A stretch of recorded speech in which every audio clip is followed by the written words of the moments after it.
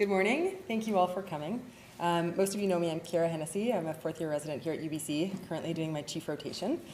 So I'm going to be talking about hypogonadism. I know we had a recent grand rounds about this by Jason C., one of our third-year residents, but I'm going to focus really right in on the cardiometabolic risk factors associated with hypogonadism. So to get your attention, I put this slide up. It was intended to get you to start thinking about obesity, diet, metabolic syndrome, heart disease. And then I realized it was probably a pretty good diagnostic test for some of the males in the audience. Perhaps if you're focusing on the burger element, you should listen up to my talk. And we'll... yeah, well, there you go. Aha. So the objectives really are to understand the clinical association between late-onset hypogonadism and atherosclerotic cardiovascular disease, to look at the shared biological causes of LOH, I'm going to refer to it as that, late-onset hypogonadism and cardiovascular disease, and then the effect of androgen replacement therapy on cardiovascular disease. So I'd refer to Jason C. Doing his talk, so I'm going to try not to be repetitive and go through the elements that he's already discussed. So briefly there, he looked at the physiology, the diagnosis of testosterone deficiency syndrome, treatment options, concerns regarding treatment, and follow-up and monitoring. So to get us focused, I just wanted to propose this true or false question. It's been well known that there's an increased incidence of coronary heart disease in males compared to females, about a 2-to-1 ratio. And given the known adverse effects of anabolic steroids as being sort of a supposition that it could be related to androgens. So I want you to think about that while we're talking. And also, is testosterone replacement therapy, does it actually increase the risk of cardiovascular disease? Whether that's true or false. I like this quote. Gladly, I think of the days when all of my members were limber, all except one. Those days are certainly gone. Now all my members are stiff, all except one. Okay, so to get serious. So late onset hypogonadism, it's a clinical and biochemical syndrome, so you need both elements. It's associated with advancing age, and it's characterized by symptoms and a biochemical deficiency in testosterone. It's also known as all these other names. Some of them are more well-known than others: testosterone deficiency syndrome, andropause, ADAM. So definition briefly, you require greater than or equal to one symptom of hypogonadism, so low libido, erectile dysfunction, the ones in the first box there, plus biochemical evidence of low testosterone. And the lower threshold is being debatable, but less than 8, usually patients do benefit from testosterone replacement. Between 8 and 12 should have further characterization with a bioavailable or free testosterone. Greater than 12 usually don't require replacement. So over as men age, the incidence of late-onset hypogonadism increases. So approximately 50% of men over 80 do have this diagnosis, and roughly total testosterone decreases about 1.6% per year, and free by 2 to 3% per year.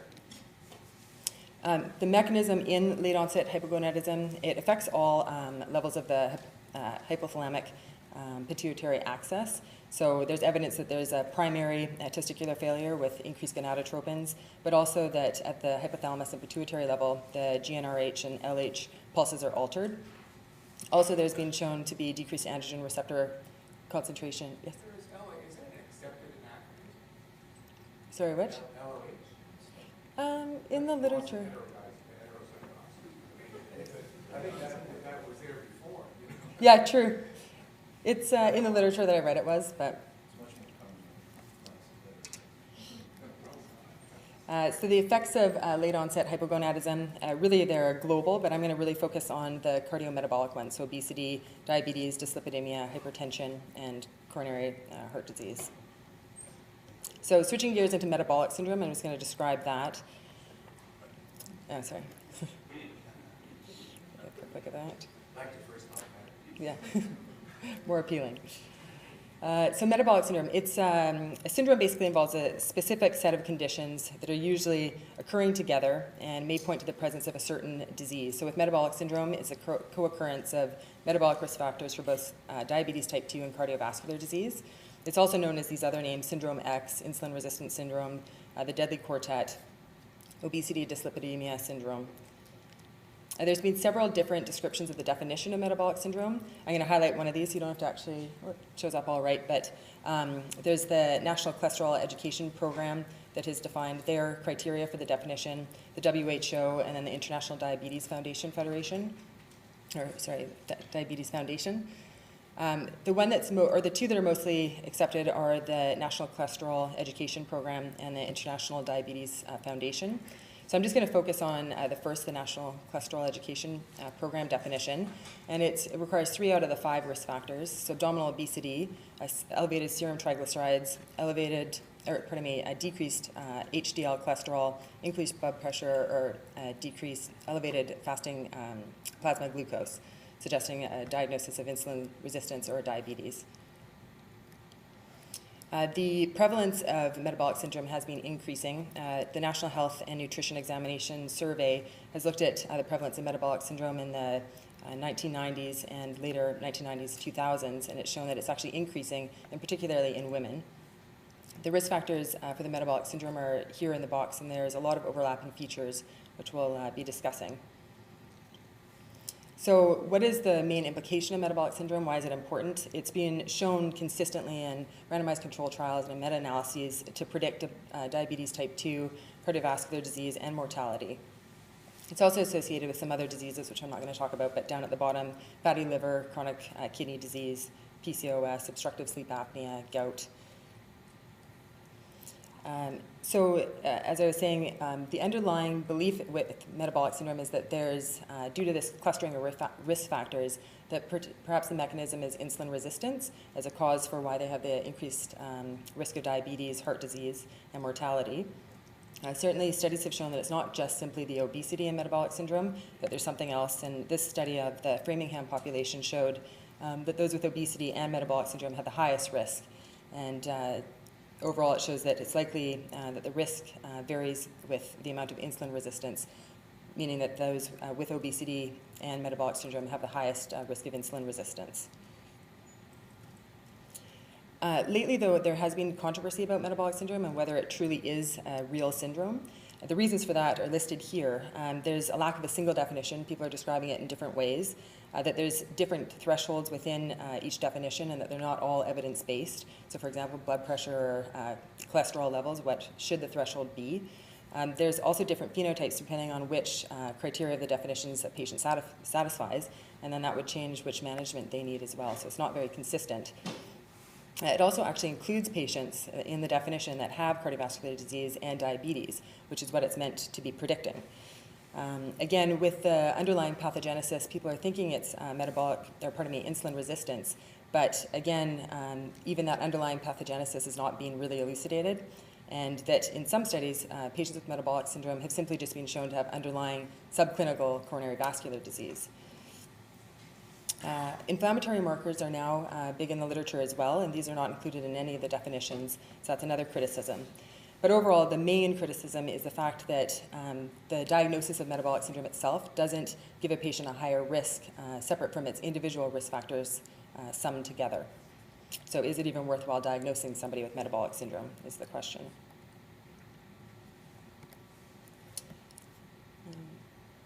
So again, I'm summarizing here that those patients, the reason that it is important to identify somebody as having the metabolic syndrome is it's just simply identifying somebody that's at a high risk of a metabolic disease, so whether it's diabetes, heart disease, or ultimately mortality.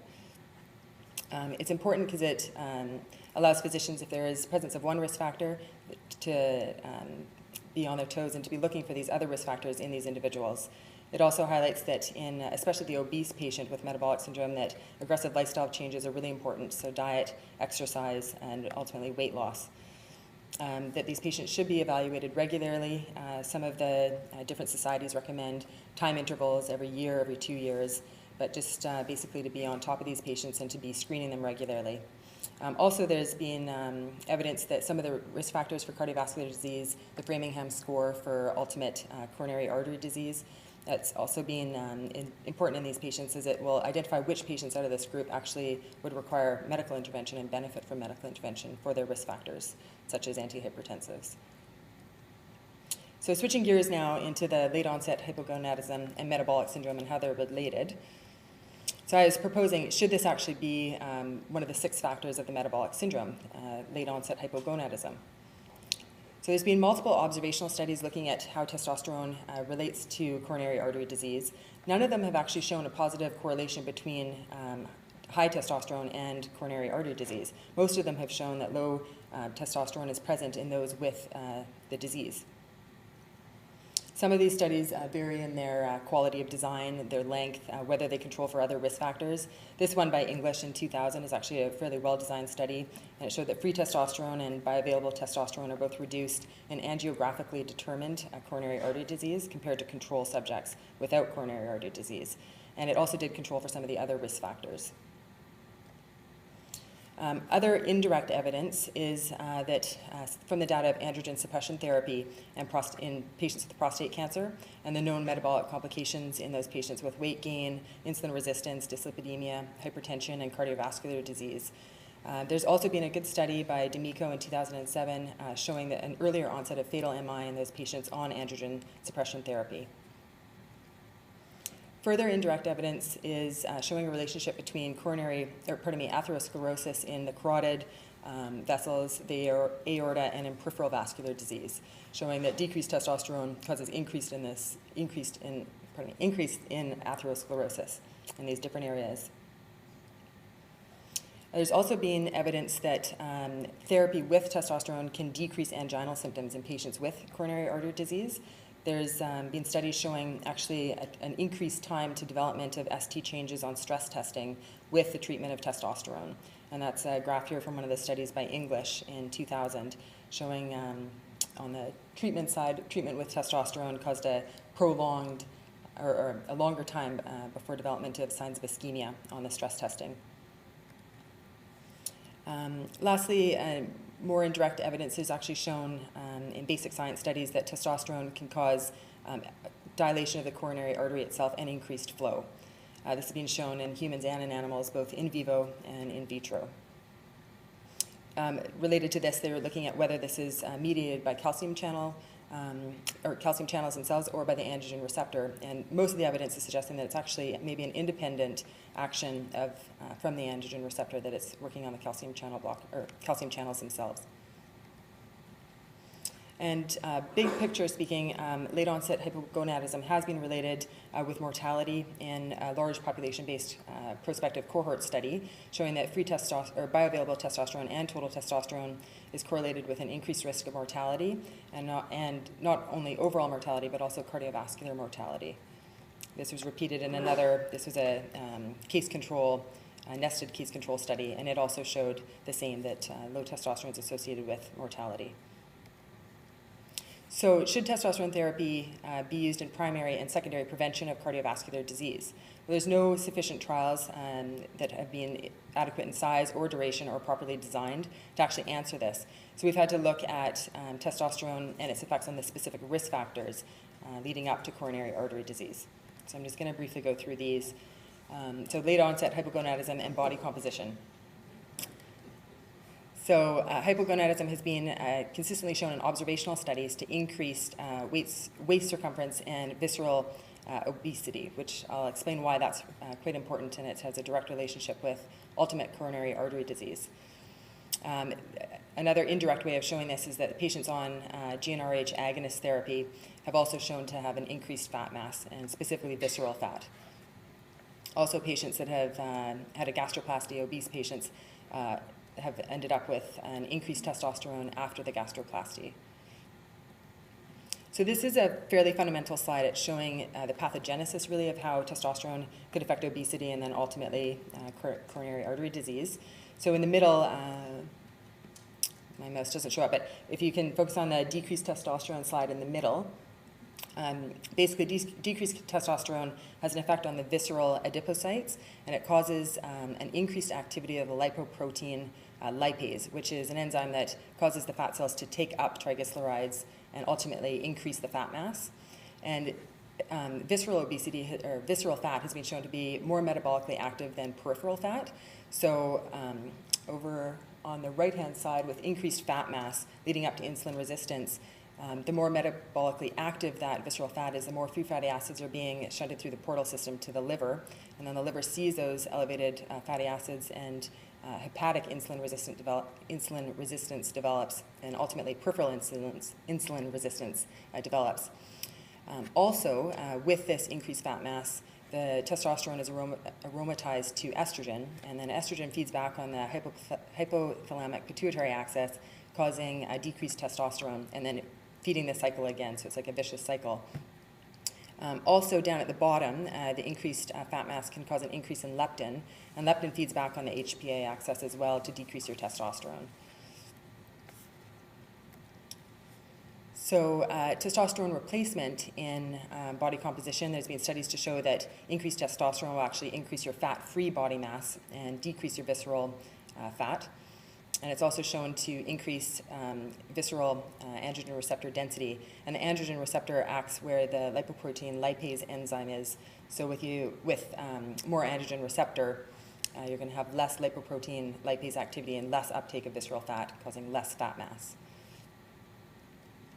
So in summary, testosterone deficiency causes visceral obesity in the aging male, and visceral obesity has been shown to predispose to metabolic syndrome, diabetes, and coronary artery disease. A quick look at late onset hypogonadism and insulin resistance in diabetes. Observational studies have confirmed a relationship here with decreased testosterone causes increased glucose levels, increased insulin, that patients with diabetes have a approximately 33% prevalence of hypogonadism, and that if you have low testosterone, you're at higher risk of developing diabetes. Findings in the studies vary depending on whether obesity is a key link in this relationship between late onset hypogonadism and diabetes, and it feeds back to, or it refers back to that diagram I just showed you, which is called the hypogonadal obesity adipocytokine cycle. So whether obesity is actually the key link between that insulin resistance and low testosterone is debatable, but most studies show a relationship. That's what I'm showing here with increased testosterone. There's a decrease in insulin resistance, and that it's usually associated with the confounding factor of obesity. So it's hard to unlink the two. So in summary, regardless of the mechanism, whether it is via the central obesity or not, decreased testosterone does show to increase insulin resistance, and again, insulin resistance will lead to metabolic syndrome, diabetes, coronary artery disease. Dyslipidemia, testosterone has also been shown to be an atherogenic lipid parameter. It's been shown to cause decreased overall HDL levels and elevated triglycerides and LDL in observational studies. In interventional studies, there's a meta-analysis, didn't show any specific effect actually on the LDL and HDL, but did show a decrease in total cholesterol in hypogonadal men. So summary there, decreased testosterone will lead to dyslipidemia, and dyslipidemia will lead to the ultimate end of cardiovascular disease. Hypertension, there's been observational studies to show that decreased testosterone will lead to elevated, specifically systolic blood pressure. The interventional studies have not really supported this. So possible trend, but not substantiated with good evidence. Also, I had mentioned earlier that these prothrombotic factors and inflammatory cytokines are sort of hot in the literature right now as causes of diabetes and cardiovascular disease. And testosterone, low testosterone, has also been shown to have an elevated, or to be associated with an elevation of these prothrombotic factors and fibrinolytic agents. And also it's been associated with the pro-inflammatory cytokines as well. All of these are mediators of atherosclerosis. This is just a brief diagram, don't worry about the details. It's just showing that testosterone, the blue boxes are all beneficial effects on the atherosclerotic process, all through the inflammatory cytokines or the thrombotic agents, and at different stages of atherosclerosis. The red boxes are the negative effects, so the positive effects outweigh the negatives. The randomized control trials of this have shown that testosterone can beneficially regulate these inflammatory cytokines, specifically interleukins and TNFs in patients with coronary artery disease. And testosterone has also been shown to decrease the prothrombotic factors. So summary there, testosterone causes increase in the mediators of atherosclerosis, and atherosclerosis will lead to coronary artery disease. So just look back on my questions at the beginning. So androgen, testosterone in particular, are they a consistent cause of the male to female ratio of 2-to-1 incidence of coronary artery disease? And does testosterone therapy actually increase the risk of coronary vascular disease? So my summary, the existing evidence so far, it's basically showing that low testosterone is a significant risk factor for coronary vascular disease. It is, specifically, low testosterone is related and associated with the risk factors for coronary artery disease. It has been shown to relieve the symptoms of myocardial ischemia and ischemia itself. That it potentially does have the ability to slow or halt the progression of diabetes and heart disease. In general, physicians, I think, should be evaluating those patients that do have metabolic syndrome for the possibility of hypogonadism, but also vice versa. If a patient has hypogonadism, to look at these other risk factors for heart disease. Big caution with all of these studies is that it's only preliminary data. They're quite heterogeneous studies. Even the baseline testosterone that the patients have is variable. That the route and the preparation of the testosterone is variable between studies. The length of the studies, the majority of them are quite short, and not a lot of them are specific to the aging male. This is data that's being inferred and presumed to be valid within the aging male population. And also a lot of the patients don't control for other comorbidities. So testosterone therapy to restore testosterone within the physiological range, it has been shown to have favorable effects on risk factors for coronary artery disease. It does reduce myocardial ischemia in basic science studies. The cellular mechanisms of how this is mediating the effect does need to be looked at further. There are the proposed mechanisms with the obesity cycle and also with the inflammatory markers, the prothrombotic agents. Little is known about the suitability and the comparative efficacy of the different preparations, and safety of testosterone therapy in patients with normal testosterone levels that are not hypogonadal is not known as well. So current evidence suggests that likely there is an effect of testosterone on the overall coronary vascular disease. That testosterone therapy, that the risk is likely neutral or in fact beneficial.